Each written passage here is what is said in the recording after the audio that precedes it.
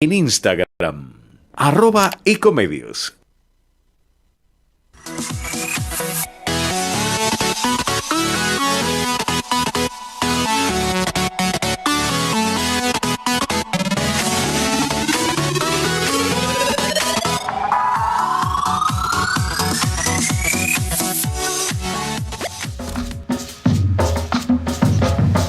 Buenas tardes, nos encontramos en una nueva edición de Entre Ustedes y Nosotros, la última edición de este año 2021, un año, por cierto, plagado de muchos inconvenientes, de muchas vicisitudes que tuvimos que atravesar. Actualmente todavía seguimos con los coletazos de esta pandemia que nos cede, más allá de que la velocidad en el contagio es superlativa en relación a las otras variantes, Delta o las anteriores, las primigenias del COVID-19, y su letalidad es mucho menor, los casos aumentan considerablemente. También esto se debe a la desafortunada gestión del gobierno nacional desde que comenzó la pandemia. Esto se vio claramente reflejado hemos hablado en este programa hasta el hartazgo, tanto los vacunatorios VIP como ese desdén que tuvo al principio el ministro de Salud y su equipo, Ginés González García, por el tratamiento de lo que era la pandemia. Esto ocasionó más de 117.000 muertos. Una cifra que nos ubica entre los niveles más altos de muertos por cada millón de habitantes del mundo, cuando paralelamente 500.000 personas se han testeado cada millón de habitantes. Si tomamos cualquier país, empezando por nuestros vecinos de la banda oriental, es 1.200.000 por cada millón. Claro, usted se preguntará, ¿cómo 1.200.000 por cada millón? La lógica indica que hay más cantidad de testeos que gente en estos países, porque hay una misma persona que se testeó varias veces.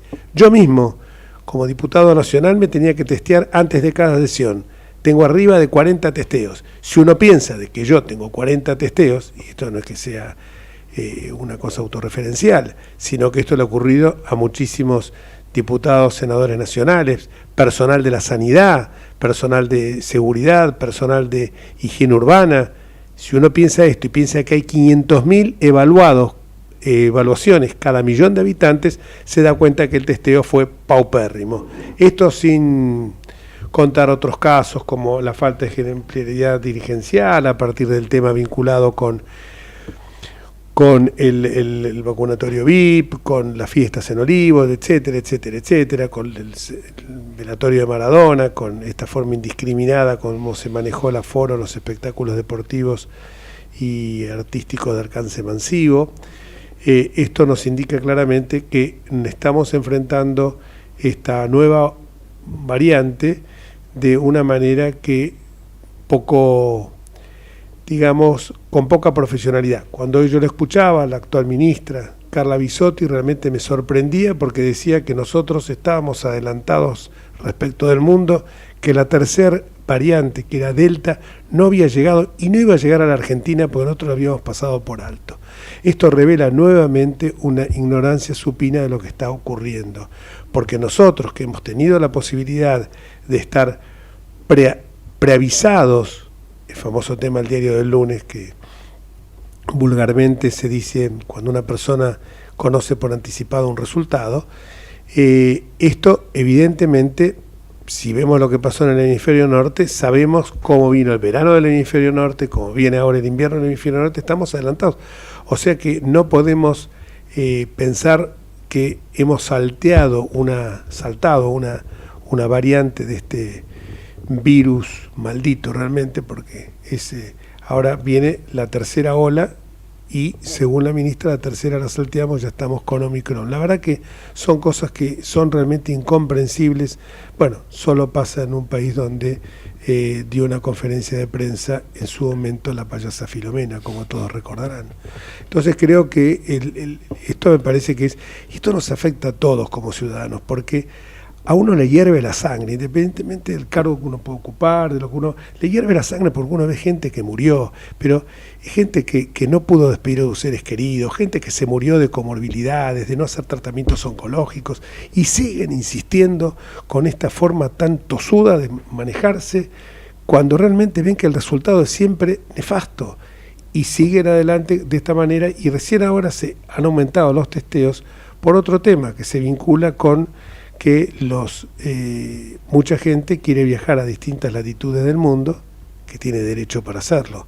Si lo hace con dineros que no robó, que no son producto de una extracción ilegal, que no son mal habidos, tiene todo el derecho de viajar. Esa gente se está testeando. Al testearse, obviamente, aumentan los casos positivos. De este tema vamos a hablar con la doctora, buenas tardes, Luis Sebasco. Buenas tardes. Buenas tardes, ¿cómo están? Buenas tardes. Gracias, buenas tardes, Ezequiel Domínguez, hoy están acá. No sé si lo vamos a tener vía satélite al doctor Pérez San Martino. Todavía no lo hemos conectado, falta el cuarto as de este póker. Pero sí tenemos en línea a alguien que nos va a ilustrar muchísimo sobre este tema, que es la doctora Susana Baccarini, una argentina que está trabajando. Hola, te veo muy sonriente, Susana, gracias nuevamente por acompañarnos. Te saludamos también desde acá. Y contanos un poco con esto que yo decía, que tenemos la suerte de que el hemisferio norte se anticipa a lo que nos va a pasar a nosotros, y a veces no hemos aprendido bien esa lección. ¿Cómo está la situación en Italia, particularmente en la región donde vos estás? Allora, la situación en Italia en este momento, confrontándola con la situación de un año atrás, estamos mucho mejor, y gracias a la vacunación. Prácticamente hoy, el último boletín de hoy, en fecha 29 de diciembre, tenemos 98.000 infectados con 148 muertos. Si esto lo confrontamos con un año atrás, teníamos 700 muertos, pero un año atrás no estaban las vacunas. El tema de la vacunación en Italia está funcionando muy bien, porque prácticamente el 85% de la población completó su ciclo vacinal de vacunación, o sea que han hecho la primera y la segunda dosis. Y prácticamente de estos, el 30%, 35%, hizo la tercera dosis. Y esto se ve, yo que trabajo en el hospital y trabajo en el territorio, veo la diferencia de la situación de un año atrás, donde prácticamente el COVID había invadido todas las unidades de guardia, el pronto socorro, los hospitales, terapia intensiva, cosa que no sucede ahora, porque la mayoría de las personas que están llegando infectadas son personas que no están vacunadas, y con esta variante Omicron, por fortuna, no es una variante agresiva.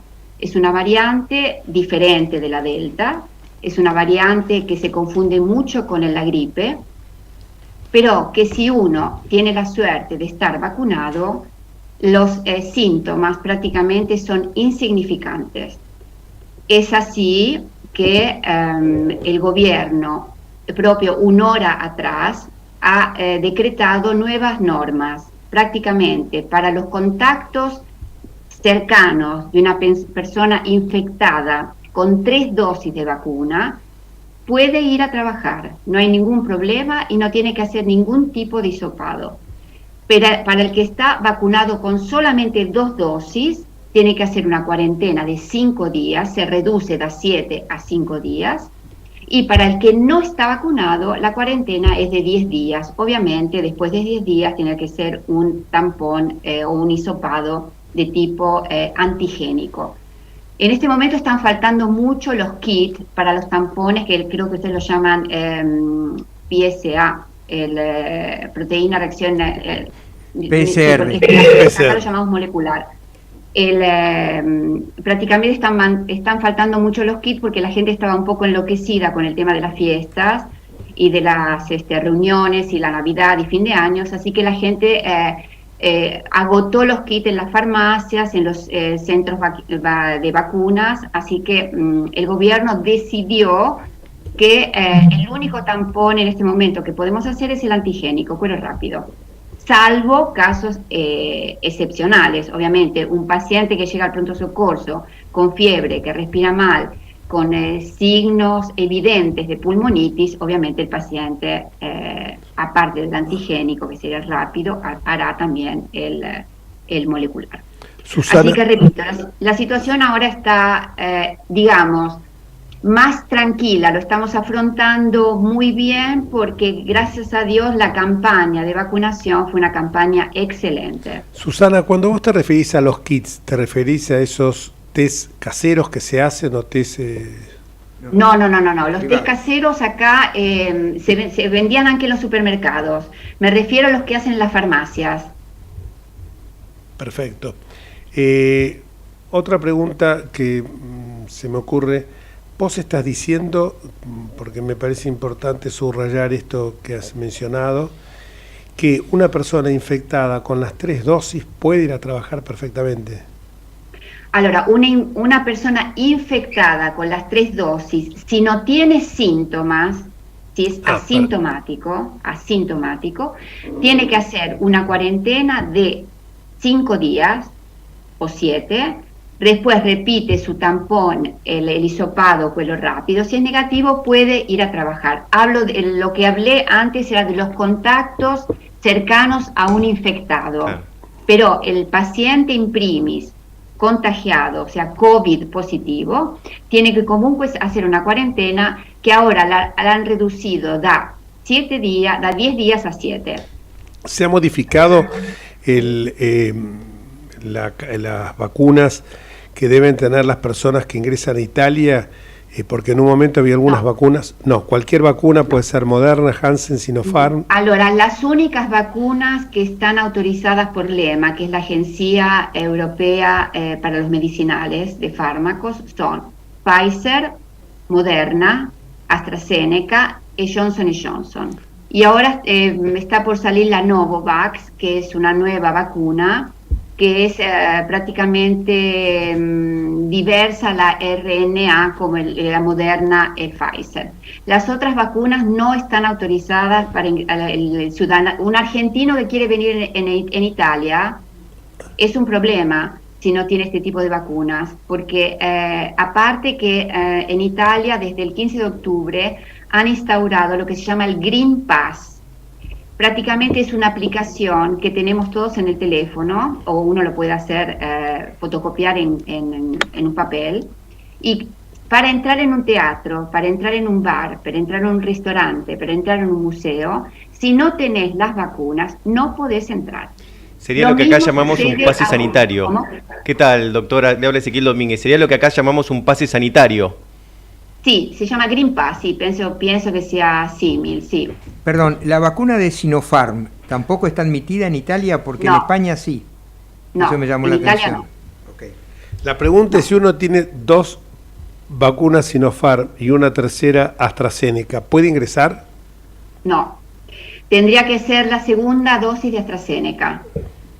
Que la AstraZeneca se hace después de 8 semanas o 12. Por ejemplo, mi marido la hizo en el mes de agosto, porque ahora lo han reducido un poco los tiempos, y a él le toca ahora en enero la AstraZeneca, pero por ejemplo, uno puede cambiar el tipo de vacuna. Nosotros entramos en el link para la prenotación de la vacuna en Toscana, y a él ahora le toca en enero la Moderna, porque se puede variar de una vacuna a la otra. Ahora, el caso mío y el del doctor Sebasco, que por eso estamos interesados en este tema, es que los dos tenemos primera y segunda Sinopharm, tercera AstraZeneca. Entonces nos tendríamos que dar una cuarta dosis que... Exacto. Y una ¿Cuándo le hicieron la última AstraZeneca? ¿Cuándo fue? Noviembre. Principios de noviembre. Principios de noviembre. A fines el 5 de noviembre. Sí, sí, principios de... Allora, a principios de enero, entre enero y febrero pueden hacer la otra dosis de AstraZeneca. Que puede ser AstraZeneca, puede ser Pfizer, Moderna, cualquiera menos Sputnik. Basta que sean las vacunas que nombré antes. Exactamente. Bueno, la verdad, no vamos a tener que dar la cuarta dosis, vamos a tener que... A ver, ¿quién nos la da? O entrar por España. No. Sí, el problema es que si llegan a Italia los bloquean. Claro, Ese es el tema, porque en el caso acá del doctor Sebas perdón. Comer estuvo en España. Yo estuve en España con las 2 dosis de Sinopharm, que estaban aceptadas por la Organización Mundial de la Salud. Sí, acá el tema del EMA es lo que yo dije antes. Por ejemplo, en San Marino, que digamos es una república aparte, ¿no? Sí. No obstante está en el territorio italiano, ellos están todos vacunados con Sputnik. Ajá, y no pueden salir Pero de ahí. obviamente se quedan en San Marino, Claro. no es que pueden salir. No pueden salir de ahí. Están atrapados. Atrapados, exacto. O sea, sí. En concreto, entonces, con el tema de lo que usted señalaba sobre Omicron, lo cierto es que para la gente, cuando hay una mayoría de la población vacunada, hoy por hoy se acerca bastante a una epidemia de gripe, porque Exacto. en definitiva carece de letalidad, los síntomas son leves, la posibilidad de contagio no entraña generalmente riesgos. No. Ese es el punto, ¿no? Es decir, esa es la situación en la que se está llegando. Dada esta situación, ¿no hay como una sobreactuación de los poderes políticos respecto de esta ola de Omicron? ¿En qué sentido? En el sentido de las restricciones que se establecen, porque... Ahora, el tema de las restricciones yo lo entiendo muy bien, porque es un tema que pasa por el problema económico. Porque más gente se infecta, si toda esta gente, porque el problema de la Omicron, que es altamente contagiosa, yo en este momento tengo una colega mía que hizo 3 dosis, que trabaja conmigo, tuvo el COVID el año pasado antes de las vacunas, y en este momento está en casa, obviamente asintomática, pero trabajando en el hospital, nosotros estamos muy expuestos. Es más, otra vez han establecido de girar por los ambientes externos con la FFP2, o sea, no podemos usar la máscara, quella normal, quella quirúrgica, tiene que ser quella FFP2. El tema es que, obviamente, habiendo una positividad così alta, repito, data de hoy, 98.000 contagiados. Si nosotros empezamos a poner toda esta gente en casa, que no trabaja, la economía se bloquea. Claro, pero Entonces, además de que la economía se bloquea, la pregunta es esta, por eso no alcanzo a entender. Si los síntomas son poco más que un resfrío, exactamente igual que una gripe, antes de la epidemia de COVID, la gente se engripaba, inclusive había gripes que se complicaban y pasaban a una neumonía y gente que fallecía por gripe. Claro. Es decir, hoy por hoy, si la situación es similar, estando en invierno o en verano, no importa, pero los síntomas no pasan de ahí, ¿por qué se siguen tomando medidas políticas extremas como cuando las que prevalecían eran variantes de COVID más agresivas? Ahora, yo pienso que está también muy ligado a esta pequeña porcentaje de personas que no están vacunadas y a las personas aunque frágiles, porque tenemos que considerar que nosotros, gracias a Dios, estamos sanos, pero gente que tiene otro tipo de patologías, independientemente de su vacunación, puede terminar en terapia intensiva. Están modificando semana después de semana, porque, repito, hoy han determinado lo que acabo de decir, que los contactos cercanos con 3 vacunas pueden ir a trabajar sin ningún tipo de problema. La gente se tiene que empezar a habituar que tenemos que convivir con el COVID. Este es el tema. De la gripe nadie habla, pero ¿cuántos años hace que tenemos la gripe? El COVID va a ser igual, no es que va a ser un virus que va a desaparecer, lo vamos a tener siempre con nosotros.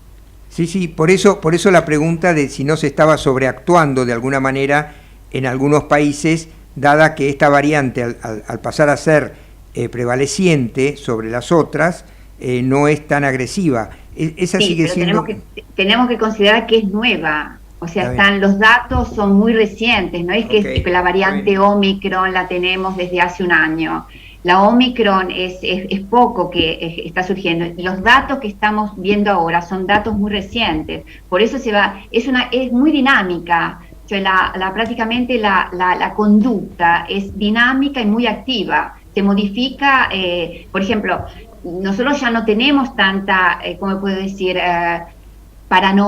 paranoia o miedo o pánico cuando entra un paciente con el COVID. Un año atrás era muy diferente la cosa. Claro. Ahora, por ejemplo, yo hoy fui a gimnasia, estuve haciendo en la pileta. Un año atrás todos los clubes y los gimnasios estaban cerrados. Claro. Perfecto. ¿En qué lugar exactamente estás de Italia? En Pisa, En Pisa. Qué lindo. Pisa, donde está la torre torcida.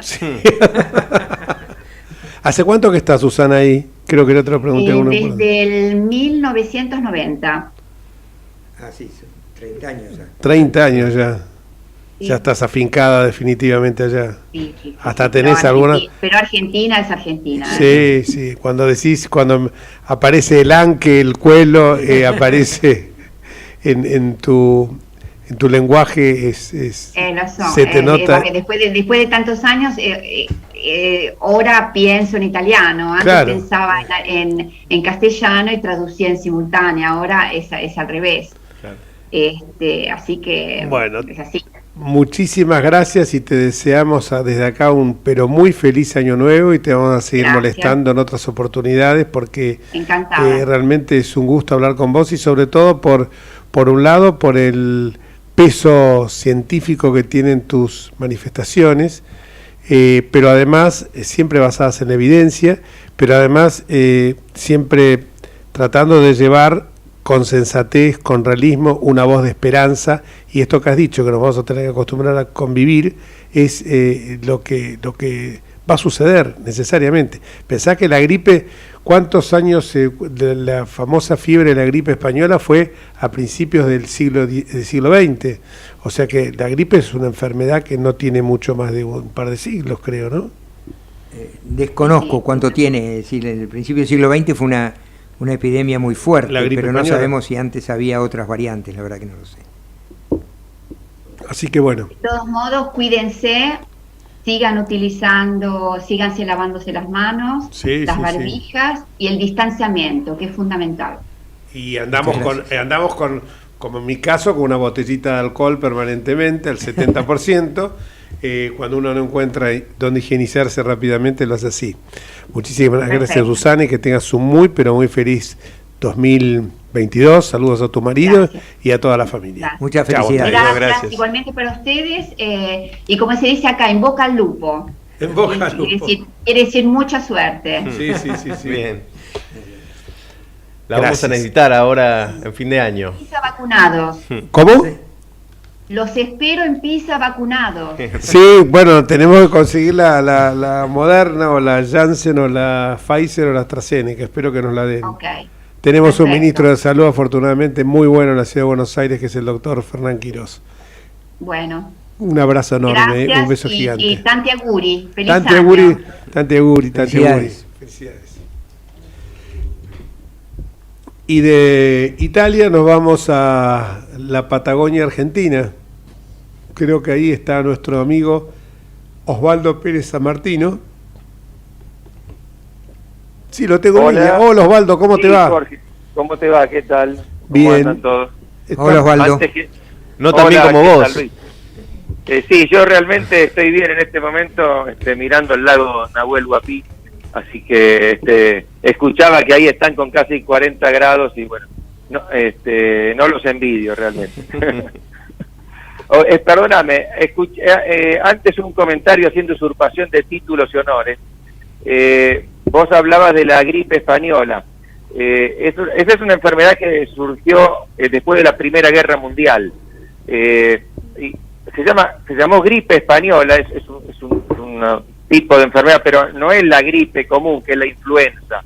Así que yo supongo, imagino, quizá algún médico me corregirá, que la influencia, la gripe común, es más antigua.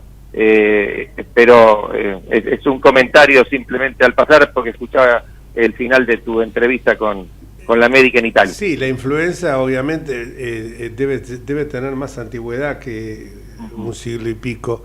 Lo que pasa es que a lo mejor no estaba descubierto como una enfermedad que afectaba a las vías respiratorias. También sí, fue por lo que uno lee ahora. El cáncer debe haber existido desde el fondo de los tiempos. Sí, pero embargo, este virus que se llamó la gripe española, dicen que equivocadamente, porque no surgió en España. Exactamente. Pero fue terrible, realmente los efectos letales del COVID son leves al lado de lo que fue en esa época la gripe española. Sí, pero bueno, dejo la medicina, que no es lo mío. Qué grande Osvaldo, jugando en todas las canchas. Vamos ahora. No, sí.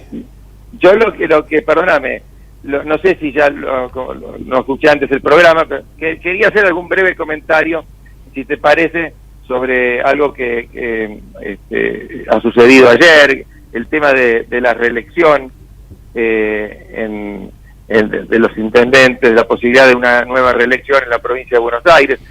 Vos ya seguramente quizás hablarás de eso, pero yo, si te parece, quería hacer una referencia histórica a las reelecciones en los ejecutivos en general. En la primera constitución moderna, que es la constitución de los Estados Unidos de 1787, no estableció ningún límite a la reelección del presidente. Pero el primer presidente fue Washington, ahí los periodos son de 4 años, fue reelecto, y él podría haber sido reelecto para una tercera presidencia, porque era una figura de mucho prestigio en ese momento, y no quiso presentarse, se retiró y murió años después. Y esa decisión de él fue tomada como una costumbre por los presidentes norteamericanos. Si les iba bien después de una primera presidencia, eran reelectos y después se retiraban, y si no, bueno, eran vencidos, pero tampoco volvían a presentarse. Y esto duró muchísimos años solo como una práctica, hasta que a mediados del siglo XX esta práctica fue quebrada por Franklin Roosevelt. Roosevelt había ganado su primera presidencia en el 33, fue reelecto, comenzó en el 37 la segunda, y cuando terminó la segunda presidencia, digamos, de acuerdo a esta costumbre, debía retirarse, pero Estados Unidos ya estaba entrando en la Segunda Guerra Mundial, y él decidió que convenía no cambiar de caballo en medio del río, digámoslo así, y se presentó y obtuvo un tercer mandato, y cuando terminó su tercer mandato, estaba concluyendo la Segunda Guerra Mundial y también le pareció conveniente que debía seguir, se presentó y ganó un cuarto mandato. Y bueno, lo que no pudieron hacer las urnas lo hizo la parca meses después de asumida su cuarta presidencia, cuando murió y fue sucedido por Truman. Después de eso, los norteamericanos dijeron, como alguna presidente argentina, too much, y entonces introdujeron una enmienda en la Constitución, que es la que establece que los presidentes solo pueden ser reelectos una sola vez. En la Argentina, en la Constitución histórica, como sabemos, el mandato era de 6 años y no podía el presidente ser reelecto inmediatamente, debía pasar un periodo intermedio, que fue lo que sucedió con Roca y después con Irigoyen. ¿Por qué? Porque Alberdi consideraba, y con razón, que los presidentes disponían de... Él, digamos, diseñó un poder ejecutivo muy fuerte, y él citaba elogiosamente la frase de Bolívar, que decía, en América del Sur los presidentes deben ser reyes con el título de presidentes o algo así, pero por lo menos, y dado que iban a tener mucho poder, él creía que no debían ser reelectos inmediatamente, porque los presidentes podían influir con todos los recursos a su disposición, económicos y de todo tipo, para volcar, digamos, la cancha y favorecer su reelección. Y esto duró hasta que en la reforma constitucional peronista de 1949, Perón hizo incluir en la Constitución la reelección indefinida. Después, sabemos, después de 1956, con la Revolución Libertadora, se deroga esa reforma, se vuelve a la Constitución del 53-60, y esto se mantiene hasta la reforma de 1994, que recordemos, tuvo como chispazo, como gatillo que la pone en marcha el deseo de Menem de ser reelecto en 1995. Bueno, finalmente, acá es opinable si estuvo bien o mal, el radicalismo, entendiendo que se iba a dar de cualquier forma la reforma, aceptó incluir la reelección inmediata a cambio de algunas modificaciones que hicieron en la Constitución. Pero no se imitó, porque en la negociación con el menemismo esto no pudo ser posible, el modelo norteamericano, y entonces tenemos la posibilidad de una reelección inmediata, con un periodo más corto de 4 años, y luego puede pasar un periodo intermedio y volver a ser reelecto. En fin, hay distintos modelos en el mundo, pero en el presidencialismo particularmente, la reelección indefinida o la reelección durante varios periodos no es buena. Por eso mismo que decía Alberdi, ¿no? Los ejecutivos disponen de mucho poder como para volcar en su favor la elección. Y eso a distintos niveles, tanto presidentes, gobernadores, intendentes. Es común, yendo ya al caso de la provincia de Buenos Aires, que los intendentes puedan ser reelectos, porque juegan todos esos recursos en su favor. Inclusive fíjate que a nivel legislativo, en los Estados Unidos, en donde no hay limitaciones a la reelección de los diputados, digamos, de los representantes en la Cámara de Representantes, y tampoco en la Cámara de Senadores, es común que quien obtiene una banca sea reelecto muchísimas veces. Es decir, la tasa de reelección de los que ya disponen del cargo es muy elevada. Por eso hubo hace un tiempo un movimiento que se llama Term Limits, o sea, de límites a los mandatos, que proponía una reforma, una enmienda a la Constitución norteamericana para que también a nivel legislativo hubiera alguna limitación. Bueno, eso no prosperó, pero quiero decir, aún en el caso de los cargos legislativos, existe la preocupación de la eternización en el poder, y esto es mucho más peligroso en el caso de los cargos ejecutivos. Por eso es tan poco saludable para mí lo que ha ocurrido ayer, y es tan, digamos, frustrante, sobre todo para quienes somos partidarios de Juntos por el Cambio, que varios legisladores de esta coalición hayan aportado su voto, porque, digamos, del peronismo no esperamos otra cosa, porque no está en su concepción el republicanismo, sino la concentración del poder, y ellos lo dicen abiertamente, pero en otras expresiones, como la de Juntos por el Cambio, sí, y me parece entonces que es muy difícil de explicar. Yo, como estoy un poco alejado y no seguí tan al detalle de las noticias, no sé cuáles son los fundamentos que habrán dado, pero en cualquier caso deben ser, imagino, bastante incómodos para esos legisladores. Los fundamentos son suficientemente frágiles como para que no generen la posibilidad que la gente hoy vea en Juntos por el Cambio lo que hemos visto siempre con el presidente de la República, una palabra absolutamente devaluada, una relación sinuosa con la verdad.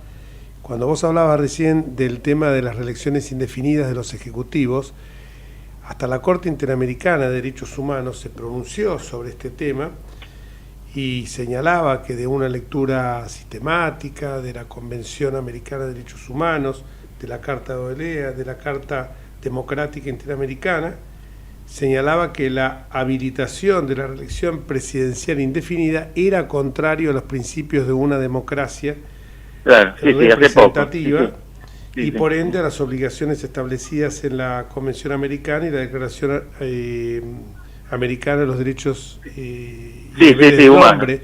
O sea que, y eso fue ante una consulta que hizo el gobierno de Colombia, o sea que no fue algo en abstracto, fue una concreto, tanto acá que se venera siempre en las convenciones interamericanas de derechos humanos, que se veneran todas esas cuestiones que hacen a mi juicio, falsa progresía.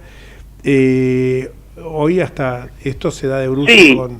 Es algo que Y pasa. eso fue, perdón, Jorge, eso fue porque hay quienes sostienen que la prohibición de la reelección violaría un derecho humano o derechos establecidos en la Convención Americana. O aún se ha dicho en la propia Constitución nuestra. Por ejemplo, recuerdo cuando fue establecida esta reforma, la última, la reforma del 94, la Constitución Nacional, Reutemann, que era gobernador de Santa Fe, promovió una acción para que se le permitiera presentarse a una reelección en la provincia de Santa Fe, porque decía que se había establecido el derecho a la reelección nacional y entonces la Constitución de Santa Fe estaría violando ese derecho, y la Corte en ese momento decidió que no, que de ninguna manera esto era así, porque cada Constitución puede establecer el diseño de poder que crea necesario y no tienen por qué replicar automáticamente el nacional, como sí deben hacerlo en materia de derechos, porque se confunde acá la parte de los derechos con la parte de los poderes. No hay un derecho adquirido a la reelección, digamos, es todo lo contrario. Precisamente se establecen limitaciones para garantizar los derechos de los ciudadanos, porque la concentración del poder, la eternización en el poder, es lo que pone en riesgo a la República y en definitiva a las libertades de todos. Ahí que vos hacías, Osvaldo, un raconto histórico, me trajo a la memoria lo que ocurrió en Roma. Roma tenía un sistema de ¿cómo se llama?, de sucesión en el poder, que era muy interesante.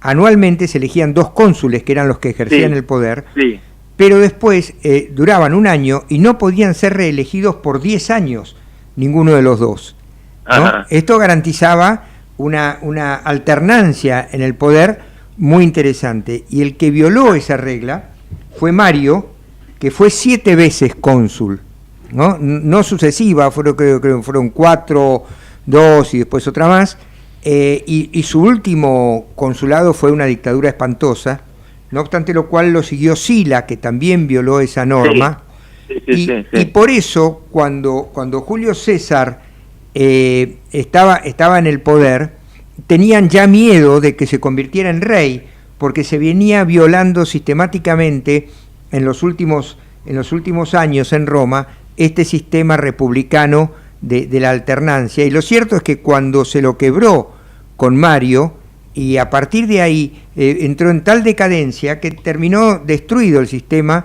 y terminaron en el imperio, ¿no? Sí, y se transformó en un cónsul vitalicio. Exactamente. Entonces, claro. el tema no es menor, no se juega con las instituciones. Y lo cierto es que esta norma que impedía la reelección de los intendentes había sido un avance en el sistema republicano, y esto que ocurrió ayer termina siendo regresivo, claramente regresivo en la forma republicana en los gobiernos de la provincia de Buenos Aires. Y además es lo de siempre, ¿no?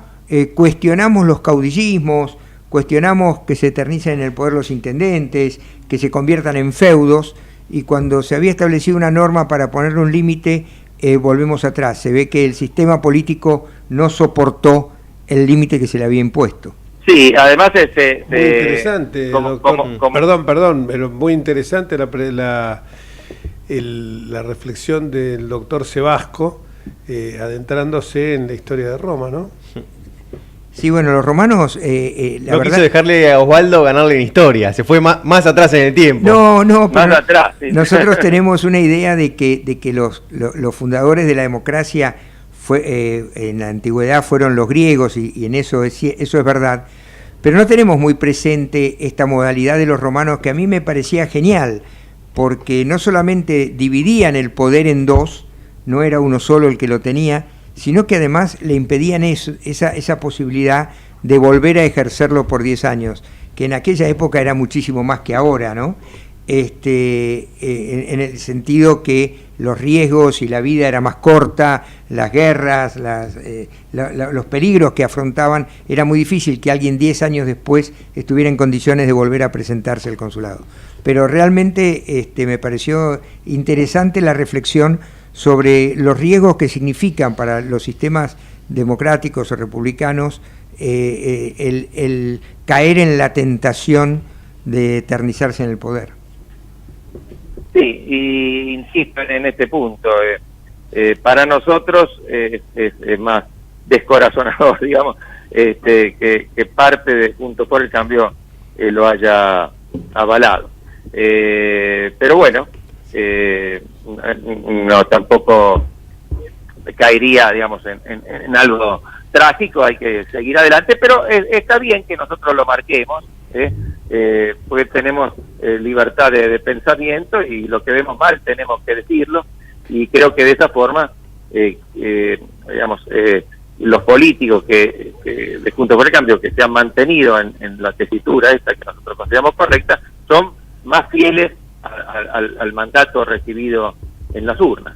No tienen nada que explicar, cumplen el mandato que le dieron sus votantes, mientras que los otros, bueno, habrá que ver qué es lo que dicen, si es que pueden decir algo. Me pareciera que no. ¿Sabés qué, Osvaldo? Una reflexión más, si tengo tiempo. Una pequeña reflexión. No nos olvidemos que en la última elección hubo un fenómeno interesante con la aparición de Milei y Spert, y están apareciendo en América Latina políticos antisistema. Están jugando con el cansancio de la gente. La gente no quiere la vieja política, y estas regresiones a la vieja política quizás puedan llevar al riesgo de que pase lo que pasó en Chile, que aparece un candidato antipolítica de 35 años y que realmente no sabemos en qué puede terminar esa experiencia, pero cuidado con estos juegos, porque son endogámicos de la política y están al margen de no solamente de las necesidades de la gente, sino de los intereses de la gente común, y la gente común los ve precisamente como un ejercicio de permanencia en el poder. Sí, y solo una observación, a una expresión. Para mí no hay vieja política y nueva política. Me lo sacaste, ¿no?, de la boca. Hay buena o mala política. Me lo sacaste de la boca. Suele suceder que se presenta el ropaje de la nueva política. En cuanto tienen poder, tienen los peores vicios de la política, y estos que se presentan como antisistema, en cuanto llegan al poder, concentran todo el poder posible. Pero bueno, eso es verdad. Yo por eso cuando lo dijo comparto totalmente lo mismo, y coincido contigo. No hay ni vieja ni nueva política, y buena o mala, porque cuando uno se pone a pensar lo que fue la vieja política en nuestro país, y piensa sin remontarnos muy lejos, no vamos a ir hasta Roca, Alem, Irigoyen, etcétera. Vayamos un poquito más cerca, lo que es Moisés Levenson, Crisólogo Larralde, Arturo Illia, Arturo Frondizi. Eso es la vieja política. Más cerca, Jesús Rodríguez, César Jarolaski, Marcelo Stubrin, o sea que en el tiempo, y vemos que esa gente circula por la calle y uno la ve con la humildad que tuvieron siempre, porque el caso paradigmático de Jesús Rodríguez, que lo vamos a tener cuando termine nuestro receso acá en el estudio, el caso paradigmático es él. Sigue con la humildad de siempre, hablando en los programas de televisión, sale a la calle, vive en la misma casa de la calle Doblas de hace tanto tiempo. Entonces, viste, yo creo que eso muchos dicen, no, es vieja política, y yo creo que no es así. Ese es decencia o indecencia, y muchos que se visten, como decís vos, de ese ropaje, es porque aprovechan la oportunidad, porque después quiero ver cuando entran en el sistema, si el sistema no se los devora y dice, no podía hacer nada. Bueno, Osvaldito, sí, que tengas muy feliz año nuevo. Saludos a Adriana, a los chicos. Y bueno, muchas gracias. Saludos a todos, muy feliz año para todos, y nos veremos el año que viene. Igualmente, felicidades, Osvaldo, y buenas vacaciones. Vamos a la pausa. Ecomedios.com AM1220. Estamos con vos. Estamos en vos. Estamos llenos de historias verticales. Girá tu celular. En Catamarca tenés algo distinto para contar. Girá, no te pierdas de nada. Vení a contar una historia distinta.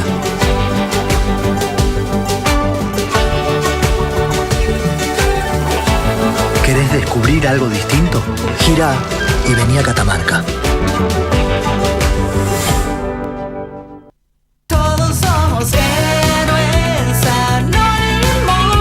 Estamos vacunando contra el COVID-19 a las niñas y niños de entre 3 y 11 años, porque mientras más seamos los vacunados, más cerca vamos a estar de salir.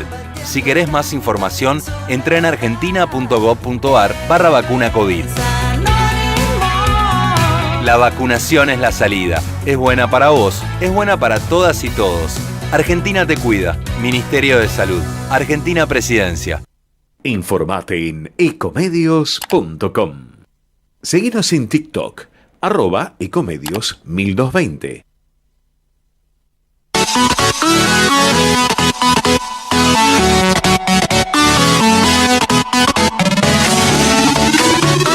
Escribanos en tu ciudad. Nuestro consejo es prevenir problemas. Colegio de Escribanos de la Ciudad de Buenos Aires. Consejo Federal del Notariado Argentino. El Colegio Profesional Inmobiliario auspicia este programa. Colegio Profesional Inmobiliario, cada vez más profesionales.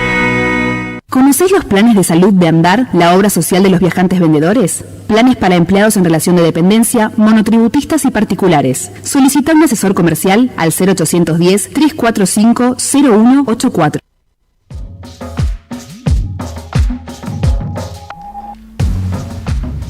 Bueno, volvemos al programa de Entre Ustedes y Nosotros. Estamos acá con Luis Sebasco, que tiene novedades para contarnos. Sí, realmente se está hablando de un escándalo de hoy en el Senado por el tema de que dieron quórum después del plazo previsto.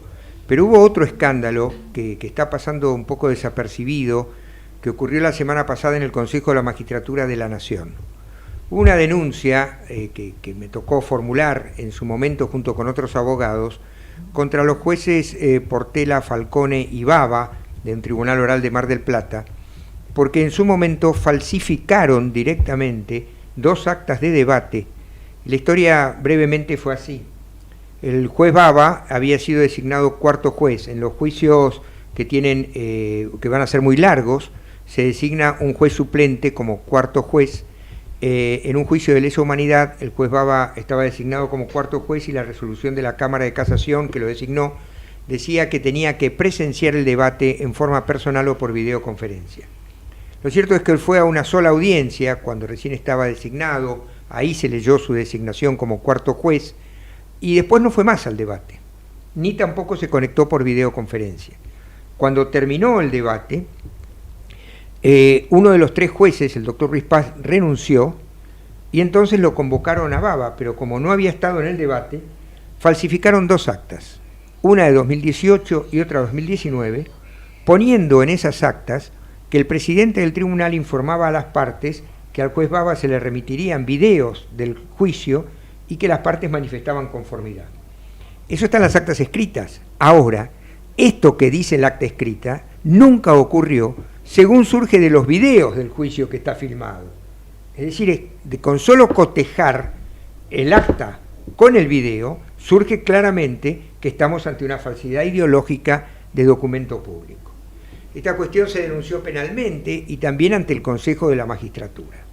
La semana pasada, con voto informe del juez Lugones, uno de los miembros del Consejo de la Magistratura por el estamento judicial, planteó el desestimar la denuncia y en los fundamentos la falsificación de las actas ni siquiera se menciona.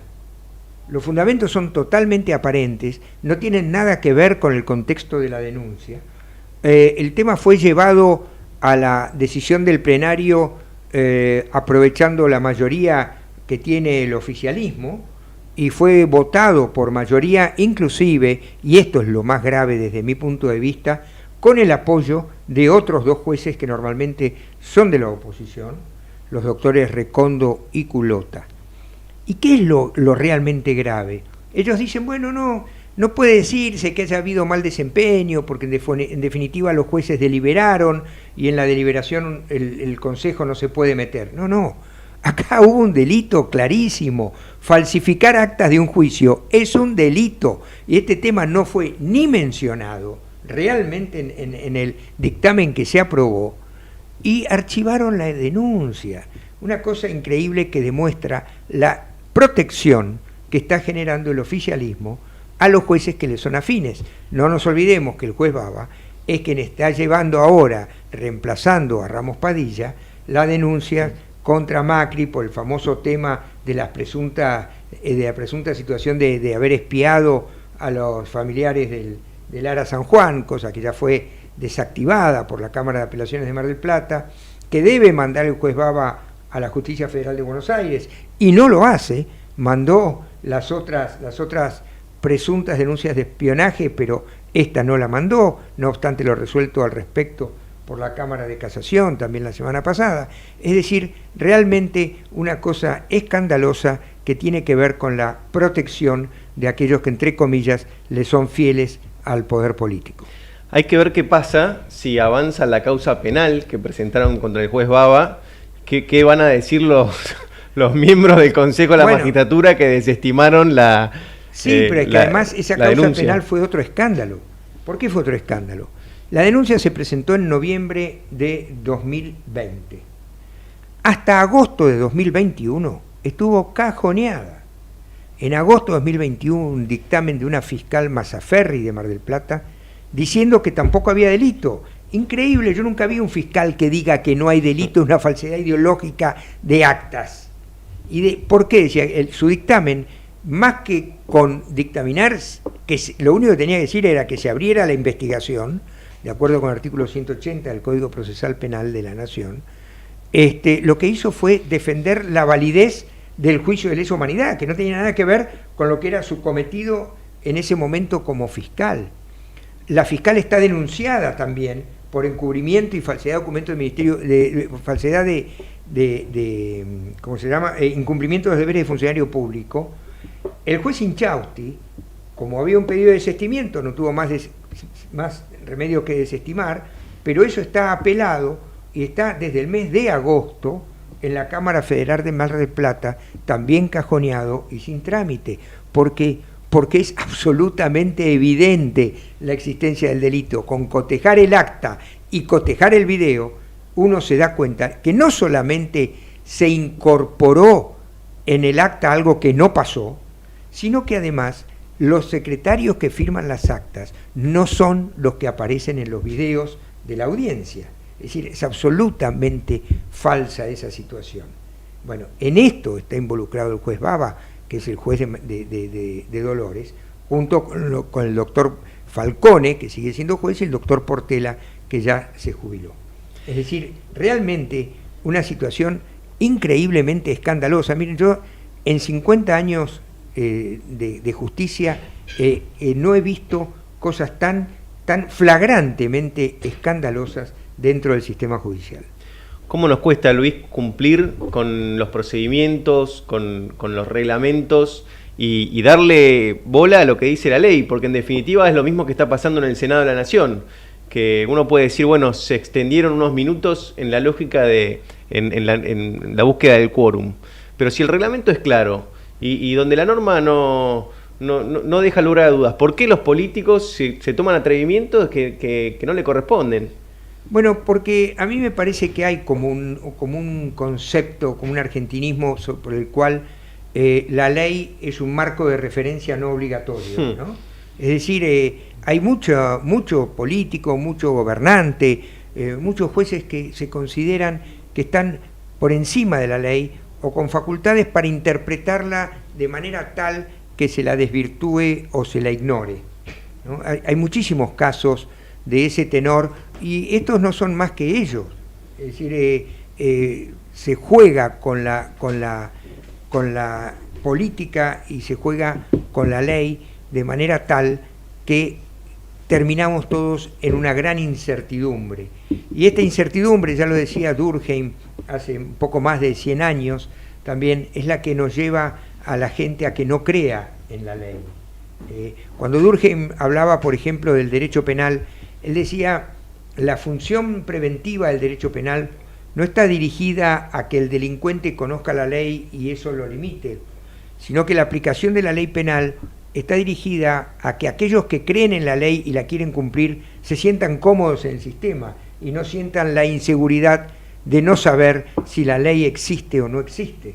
Entonces, y por eso decía Rousseau también, que para poder vivir en paz en sociedad hay que someterse al dulce yugo de la ley. Esto es lo que establece las reglas del juego, las que sepamos cuáles son los límites, hasta dónde podemos llegar, y que cuando los transgredimos tiene que necesariamente haber consecuencias. Este es el punto. Y cuando muchas veces los argentinos decimos, bueno, no seas botón, en realidad esto le puede pasar a cualquiera. No, no le puede pasar a cualquiera. Le puede pasar a cualquiera que no crea en la ley o que no quiera cumplir la ley. Pero en definitiva, yo creo que nosotros, para retomar la senda que alguna vez tuvo nuestro país, tenemos que tomar dos premisas fundamentales. Una es tolerancia cero con la corrupción, y otra es precisamente someterse al dulce yugo de la ley. Acá nos están pidiendo un corte, pero antes de irnos, vos decías algo que tenía que ver con que la gente está cansada de la política, está cansada de que los políticos se sientan por encima de la ley, como vos bien decías, y creo que tenemos que reflexionar en este tiempo que viene, en este diciembre que se viene caliente, y este enero que se viene también peligroso por todas las movidas que puede haber en el entretiempo. Hay que estar atentos y hay que vigilar, y hay que dejar vigilar para que los poderes políticos se atengan a lo que quiere la voluntad popular. Sí, y en eso quisiera hacer una pequeña reflexión. La política siempre se siente por encima de la ley. No es delito porque es política. Esto es política, ¿cómo va a ser delito? O no estamos vinculados a eso. Yo recuerdo, siendo fiscal general adjunto de la Ciudad de Buenos Aires, en un momento dado estábamos presionando para que se cumpliera con las normas de seguridad en los lugares donde había bailes, donde había reuniones públicas, y se clausuró en un momento dado un comité político. Entonces decían, pero no, esto es un comité. Sí, pero vos estás convocando a un baile de fin de año en un lugar que no está habilitado como tal y no tiene las condiciones de seguridad pertinentes. Entonces, no, bueno, pero es un comité político, esa era la respuesta. ¿Cómo iban a clausurar un comité político? Es una isla dentro de la legalidad. Bueno, vamos al corte y ya volvemos. Desde Buenos Aires, transmite LRI 224, AM 1220, Ecomedios. Ecomedios y los números de la suerte y los resultados de las quinielas recién sorteadas. Edición vespertina, a la cabeza en la ciudad, 3.419, en la provincia, 1.179, en Santa Fe, 4.888, 4.888, Córdoba, 9.043, Montevideo, 2.042, Entre Ríos, 8.643, auspiciado por Confitería San José, Alberdi Murguiondo Matadero, tortas y helados todo el año, Rivadavia 2030. No cocine más. Pizzería La Posta, San Juan y La Rioja. Informática Congreso, Avenida de Mayo 1264, locales 11 y 23. Fueron los números de la suerte por Ecomedios AM 1220. Volvemos después de la última, 21:30 minutos. Desde Buenos Aires, transmite LRI 224, AM 1220, Ecomedios. Econoticias. Toda la información al instante. Muchas gracias. Un minuto transcurrió desde las 18 horas y en la ciudad de Buenos Aires tenemos 34 grados de temperatura. El Servicio Meteorológico anuncia para mañana similares condiciones climáticas a las del día de hoy, con una máxima que llegará hasta los 33. Y en la ciudad de Buenos Aires ya hay cortes de luz en barrios como Almagro, Caballito, Villa Crespo, lugares muy populares y muy poblados. Se están registrando cortes de luz. El Frente de Todos aprobó la reforma al impuesto de bienes personales. Suben los impuestos, en este caso, en el tramo de los bienes personales. Excluye del impuesto a los contribuyentes de patrimonios de hasta 6 millones de pesos y lo aumenta a los que superen los 100 millones. Lo hizo gracias al aporte de la senadora riojana Clarita Vega, una peronista disidente que los últimos 2 años fue aliada de Juntos por el Cambio, pero aún así su partido provincial continuó siendo el justicialismo y ahora volvió a votar junto a los legisladores kirchneristas. De esta manera, el Senado aprobó la ley de bienes personales, será reglamentada por el Poder Ejecutivo y suben los impuestos en ese tramo. Récord de contagios de COVID que también suben y mucho, 42.032 casos en las últimas 24 horas. Es el número más alto de la pandemia, es el número récord. Sin embargo, la letalidad, por suerte, no acompaña. Y este es un dato que ocurre también en los Estados Unidos de Norteamérica, donde la variante Omicron multiplica los casos de COVID, como en Buenos Aires y en la Argentina, pero en los Estados Unidos claramente es menos severa que la cepa Delta. Las muertes y las hospitalizaciones son comparativamente bajas con respecto a lo que ocurrió en la primera ola del año 2020 y en la segunda del invierno del 2021. Anthony Fauci, un funcionario norteamericano, advierte que las dosis de refuerzo de las vacunas son fundamentales para la transición de la pandemia, que desembocará en la convivencia del ser humano con el virus, pero manteniéndolo de alguna forma bajo control. En Buenos Aires, un informe de Antonio Deramo. La mejor información pasó por Econoticias, ecomedios.com. Convivir es cuidarnos. Legislatura de la Ciudad Autónoma de Buenos Aires. Desde Buenos Aires, transmite LRI 224, AM 1220, Ecomedios. Tengo algo excelente para recomendarte. MGN Salud es una empresa de medicina que te da más servicios, más beneficios y la mejor atención. Anota, llama a MGN Salud al 4629-3351. Podés asociarte ahora y aprovechar tus aportes. Llama al 4629-3351 y asociate a MGN Salud. MGN Salud llegó para cuidarte. Superintendencia de Servicios de Salud, www.sssalud.gov.ar, 0800-222-72583. RENEM número 117924. La Cámara de Comercio Italiana en Argentina ha creado la categoría de socio digital para que desde la distancia las empresas pymes y profesionales puedan acceder a oportunidades comerciales, cursos online y asesoramiento gratuito en comercio exterior, economía, créditos y legales. Comuníquese al 011-481-65900, 011-481-65900 o enviando un mail a ccibaires@ccibaires.com.ar. Asóciese, los esperamos. Informate en ecomedios.com. Seguinos en Twitter, @ecomedios1220.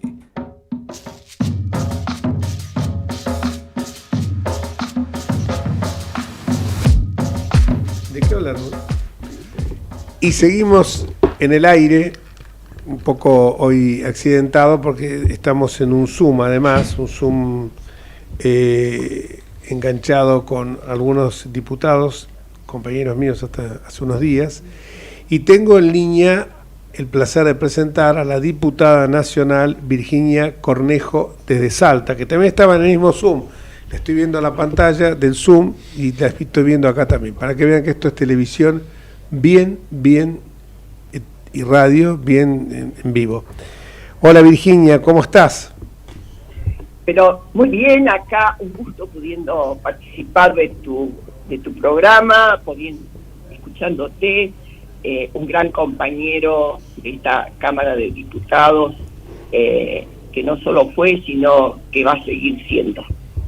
Muchísimas gracias, es recíproco y no es por repartir elogios o retribuir elogios, sino que son muy merecidos en el caso mío hacia vos. Te quería hacer, la primera pregunta es la siguiente.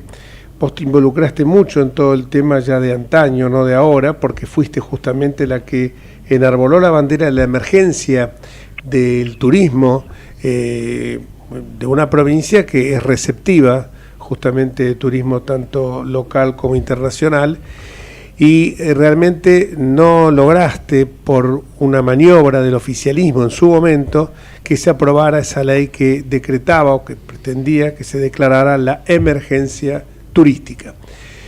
Pero ahora a su vez estás con todo un tema muy importante trabajando que hace a este tema de las tarifas mínimas y máximas que están perjudicando a las low cost, que fueron las grandes dinamizadoras de todo el tráfico aerocomercial en la Argentina. Recordemos que más de 7 millones de personas, 7 millones de compatriotas que jamás habían subido un avión, gracias a la gestión de nuestro gobierno, permitieron que se pudieran desplazar de uno a otro punto cardinal de nuestra geografía. ¿Cómo estás en este momento? ¿Qué proyectos estás impulsando al respecto, mi querida Virginia? Jorge, dos temas muy importantes, ¿no? Esto que buscamos impulsar en su momento, una ley de emergencia turística, era que las empresas, los que prestan los servicios al turismo, pudieran seguir esperando de alguna manera estas decisiones de reapertura que demoró tanto este gobierno nacional, sin endeudarse. De alguna manera era que el Estado no sea el que endeude a nuestros prestadores del servicio turístico ante semejante golpe que representó la pandemia. No lo logramos. Generaron otros programas. No podemos decir que son malos programas, pero el endeudamiento de nuestras empresas del servicio turístico fue enorme y fue el Estado quien los endeudó porque no les perdonó el tener que pagar esta enorme carga que tenemos. Hemos participado en bienes personales, por ejemplo. Uno de los tantos impuestos que se podría haber de alguna manera dejado de cobrar, y sin embargo el Estado siguió adelante en su forma de recaudar sin importar realmente lo que significa el trabajo, lo que significa subsistir en un país con una enorme carga tributaria. Esto en cuanto a la emergencia turística que trajiste sobre la mesa. Sigo pensando que era la ley que necesitábamos y que no la logramos. Con respecto a lo que es nuestras low cost, este reciente decreto emitido por el Ejecutivo Nacional el día 23 de diciembre, el decreto 879, donde lo único que pretende a través del mismo es terminar de darle un golpe de gracia a todo el sistema de cielos abiertos, al sistema de conectividad aérea que se lograron en nuestra gestión, Jorge. Permitió que podamos circular por nuestro país, quienes, como en mi caso, vivimos en Salta, de Salta a Tierra del Fuego, a Córdoba, a Mendoza. Fue una explosión, pero fue una explosión de la necesidad.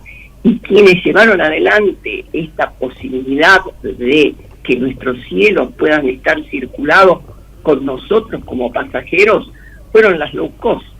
Y hoy, con este decreto que pretende el Ejecutivo Nacional regularle los precios para que sea Aerolíneas Argentina la única empresa que pueda volar y que nos haga las cosas que ya conocemos los argentinos, que nos ha pasado con esta empresa del Estado, más lo que nos cuesta al bolsillo de cada uno de los argentinos, la usen o no la usen, es deplorable. Es decir, quiero Venezuela, es decir, quiero que los argentinos pierdan toda libertad, hasta la libertad de circular por sus propios cielos, por los cielos argentinos, como realmente necesitamos, Jorge, ¿no? Acá tiene evidentemente una influencia decisiva el sindicato de Viró, ¿no?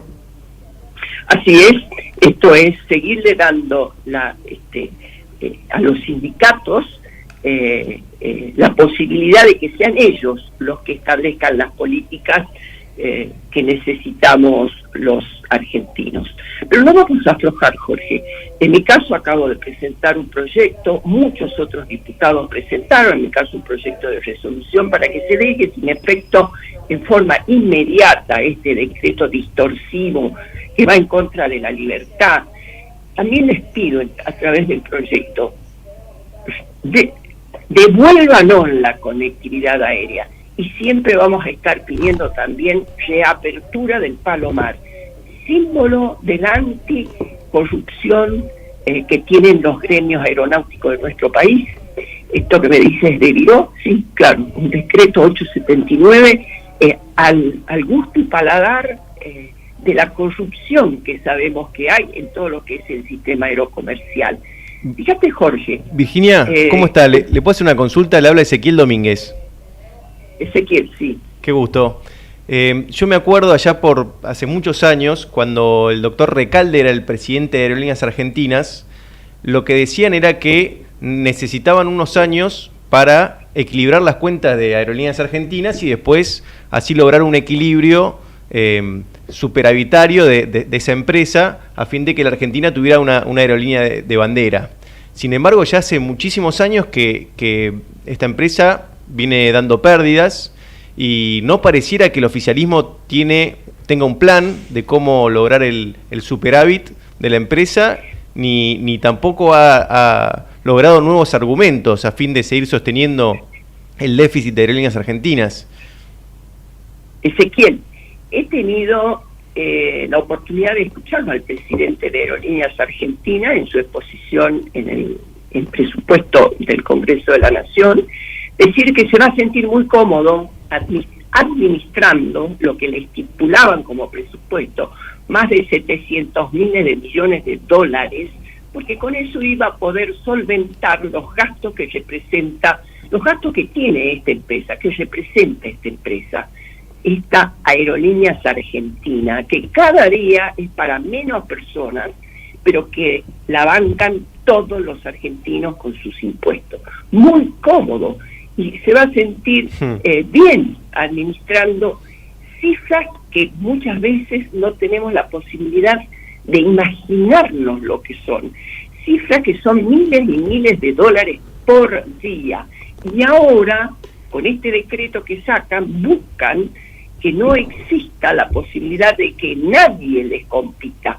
O sea, el dinero de los argentinos a una administración, podríamos decir hasta fraudulenta, pero digamos antieconómica para todos los argentinos, y cercenar la posibilidad de que puedan crecer empresas aéreas como ya las tenemos, y muchas de ellas se retiraron y que seguramente no van a querer volver por la inseguridad jurídica que presentamos en el día a día los argentinos. Sí, y no pareciera que Aerolíneas Argentinas sola vaya a mejorar su competitividad, por el contrario, a medida que van desplazando otros competidores y van desplazando a los low cost, Aerolíneas Argentinas va a ser cada vez más cara para el resto de los argentinos.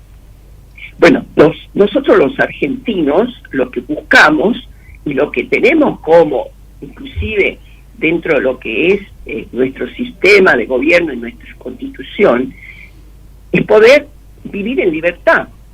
Nosotros creemos en el libre comercio, nosotros creemos que competir no es malo, pero este gobierno que hoy tenemos cree que solamente ellos pueden decidir sobre nuestro destino. Fíjate que estamos hablando de este decreto 879 dictado por el presidente de los argentinos, Alberto Fernández. Es un decreto que no es un decreto de necesidad y urgencia. Él dispone por sí solo cómo va a destruir la posibilidad de la conectividad aérea para todos los argentinos. Y no vamos a poder participar desde el Congreso, porque no se va a poder debatir al no ser un decreto de necesidad y urgencia. O sea, nos gobiernan con la prepotencia, nos gobiernan con esta mirada de que ellos son los dueños del país, ¿no? Y no han entendido que han perdido una elección también, Ezequiel. No es menor decirle a los argentinos que vamos a defenderlos, que hemos escuchado el mensaje de las urnas, que sabemos que tenemos que trabajar a favor de que estas cosas no sucedan y que vamos a buscar por todos los medios de poner límite a esto que hoy estamos viviendo con lo que es la libre competencia, con lo que es la libertad del país y de poder volar de un lugar al otro de nuestro país como realmente lo necesitamos, ¿no? Muchísimas gracias, muy claro todo tu tus conceptos, que para mí no me sorprenden porque siempre en la cámara te mostraste de esta forma, Virginia. Y bueno, acá en nombre de todo el equipo te deseamos muy, pero muy feliz año 2022. Un abrazo enorme y un saludo a todos los queridos compatriotas salteños de la tierra de Güemes.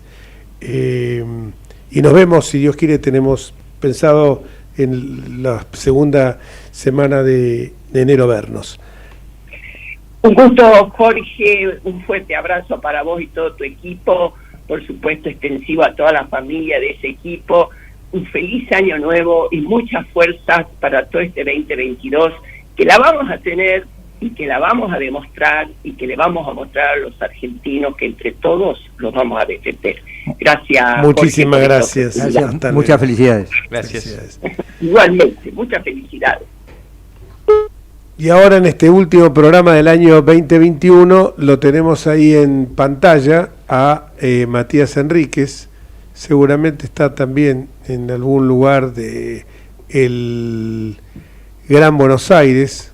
Conozco bien el lugar donde está en estos momentos. Me resulta bastante familiar. Hola Matías, ¿cómo estás? Hola, ¿cómo están? Buenas tardes a todos. Buenas tardes Ezequiel, buenas tardes Luis. Gracias, buenas tardes. Hola Matías. Los vientos, ¿está tratando bien? Sí, estamos perfectos acá. Yo con un Zoom, mientras tanto, un Zoom de político, hablando, bueno, de distintos temas de actualidad. Matías, fake news, desinformación, tus temas en los cuales este año realmente hiciste un posgrado. Bueno, estamos en cierre de año, siempre se hacen algún tipo de balances y demás sobre cuál van a ser las proyecciones de cara al año próximo, ¿no? En materia de desinformación.